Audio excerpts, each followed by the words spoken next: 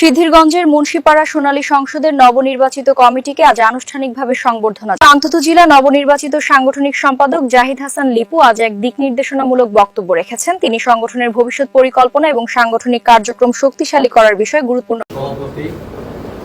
সিদ্ধিরগঞ্জ সোনালী সংসদের সদস্যবৃন্দ, বাংলাদেশ আন্তজেলা truck covered van mini truck চালক শ্রমিক ইউনিয়ন সাইলো শাখার নবনির্বাচিত নেতৃবৃন্দ এবং আমার সামনে উপস্থিত এলাকাবাসী এবং সম্মানিত উপস্থিত, আসসালামু আলাইকুম।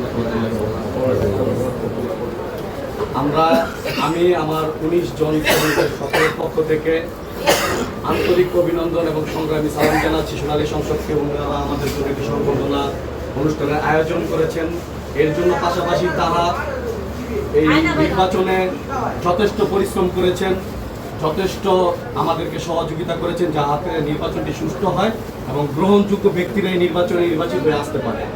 তারা মোটামুটি অনেক কাজ করেছেন, তার জন্য আমাদের পক্ষ থেকে তাদেরকে আন্তরিক ধন্যবাদ জানাচ্ছি এবং মোটামুটি সকলেই গ্রহণযোগ্য হিসেবে এখানে নির্বাচিত হয়ে এসেছেন আমি আশা করি।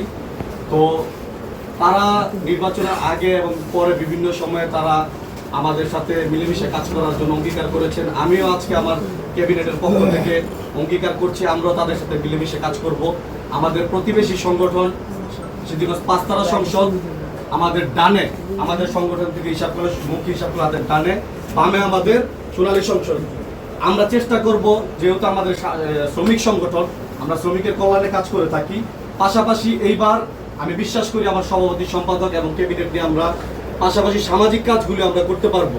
জাতীয় অনুষ্ঠান থেকে শুরু করে বিভিন্ন প্রোগ্রাম এবং সামাজিক যত কাজ আছে আমরা সোনালী সংসদ এবং পাঁচতারা সংসদকে নিয়ে আমরা ঐক্যবদ্ধভাবে এই রোডে বিভিন্ন কাজকর্ম আমরা করতে চাই, সেই অঙ্গীকার আমরা করছি। এবং আমরা যেহেতু এখনো শপথ নেইনি, আমাদের আগামী শুক্রবারের শপথ অনুষ্ঠান, আপনাদের সবাইকে শপথ অনুষ্ঠানে দাওয়াত রইল এবং শপথের পর আমরা ক্যাবিনেট মিটিংয়ে যখন বসবো ইনশাল্লাহ এই দুইটি সংগঠন নিয়ে কীভাবে সামনের দিকে এগিয়ে যাওয়া যায় সেই হিসেবে আমরা কথাবার্তা বলবো এবং আশা করি আমরা আপনাদের নিয়ে কাজ করতে পারবো।